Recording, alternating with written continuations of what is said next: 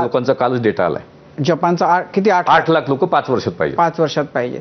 पण यांना जाणं इतकं सोपं आहे का? म्हणजे त्यांना व्हिसा मिळाला पाहिजे, त्या सगळ्या बाकी गोष्टी आहेत ना त्याच्यामध्ये. ती त्या देशांची गरज आहे, आपल्याला जॉबची गरज नाहीये. त्या देशाला त्या मॅनपॉवरची हे आहे, कमतरता आहे. त्यामुळे ते देश रेड कार्पेट टाकून तुम्हाला बोलवत आहेत. फक्त त्यांचं म्हणणं आहे काय की आम्हाला जे स्किल सेट लागतो तो स्किल सेट असू द्या आणि आमच्या लोकांना जी भाषा कळते ती तुमच्या लोकांना शिकवा. म्हणजे ड्रायव्हर असेल तर त्याला A1 A2 लँग्वेज लागते जपानमध्ये, जर्मनीमध्ये A1 A2.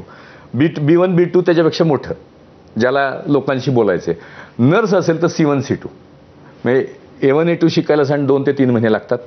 B1 B2 ला 6 महिने. पण म्हणजे ड्रायव्हर म्हणजे पब्लिक ट्रान्सपोर्टचा ड्रायव्हर, पब्लिक ट्रान्सपोर्ट, ट्रकचे ड्रायव्हर 1 लाख ड्रायव्हर जपानमध्ये जर्मनीत पाहिजेत. सगळं जग सर वयोवृद्ध झालंय. एकटाच तरुण देश आहे आपण.